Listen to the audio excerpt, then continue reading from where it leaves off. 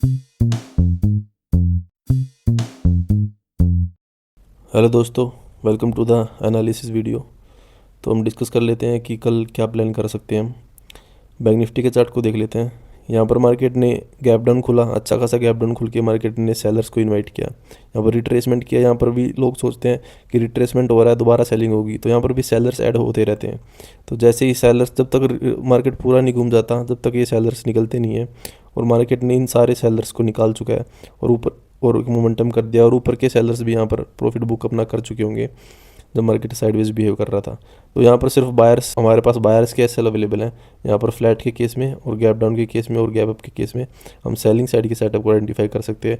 Sensex के chart को देख लेते हैं। सेंसेक्स का चार्ट देखिए कितना बढ़िया बना है। इन्होंने तो क्लोजिंग प्राइस का भी ब्रेकआउट कर दिया है ना। उन्होंने फिर भी एक क्लोजिंग प्राइस का ब्रेकआउट किया नहीं है, लेकिन सेंसेक्स में तो क्लोजिंग प्राइस का भी ब्रेकआउट कर दिया है। तो यहाँ पर जो सेलर्स हैं वो सारे निकल गए होंगे इस मोमेंटम में। तो सेलर्स अवेलेबल है नहीं डायरेक्ट, तो हम मार्केट के पास हम एसएल को ही टारगेट करते हैं। तो और ऊपर से यहाँ पर राउंड नंबर के ऊपर ही होल्ड करके गया मार्केट। यहाँ पर 75,000 का राउंड नंबर है, उसके ऊपर अगर मार्केट होल्ड करके गया है और यहाँ पर ब्रेकआउट भी मार्केट ने दिखाया, तो बायर्स यहाँ पर अवेलेबल होंगे। तो इन बायर्स को टारगेट करने के लिए हम फ्लैट के केस में, गैप डाउन के केस में और गैप अप के केस में हम सेलिंग साइड के सेटअप को आइडेंटिफाई कर सकते हैं। हमें ये नहीं कह रहा कि मैं इन बायर्स को टारगेट करने वाले हैं हम, क्योंकि ये बायर्स तो प्रॉफिट में आ गए होंगे, इन बायर्स को हम हाथ नहीं लगा रहे। लेकिन हम ये ऊपर वाले बायर्स को टारगेट कर सकते हैं।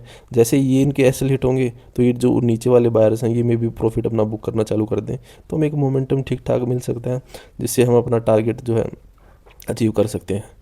सो निफ्टी के चार्ट को देख लेते हैं। निफ्टी भी अपने 500 के राउंड नंबर के ऊपर ही रह करके गया है। तो यहाँ पर जो है बायर्स इकट्ठा हो गए, इसने भी ब्रेकआउट किया था इसका क्लोजिंग प्राइस का। तो यहाँ पर जो ब्रेकआउट करके सेलर्स को तो निकाल चुका है, तो हमारे पास सिर्फ बायर्स बचे रह गए हैं। तो इन बायर्स को हम टारगेट कर सकते हैं फ्लैट के केस में, गैप डाउन के केस में और गैप अप के केस में हम सेलिंग साइड के सेटअप को आइडेंटिफाई कर सकते हैं। तो हम ये डिस्कस करते हैं एनालिसिस वीडियो में।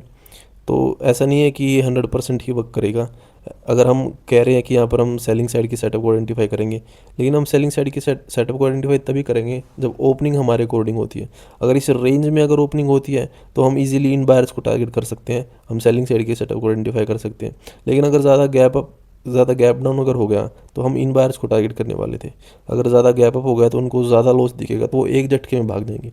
तो हमारे पास जो है प्रॉफिट करने की एक जो रेंज होती है, हमें 70-80-90 पॉइंट चाहिए होते हैं। तो वो रेंज अगर मार्केट मिलेंगी नहीं, तो ऐसे ओपन होते ही 2-4 मिनट तो हम ये देखते हैं कि मार्केट बिहेव कैसा कर रहा है। तो ऐसा नहीं है कि मार्केट 9:15 पे ओपन हो रहा है तो हम 9:15 पे ही ट्रेड मार देते हैं, ऐसा नहीं कर सकते हम।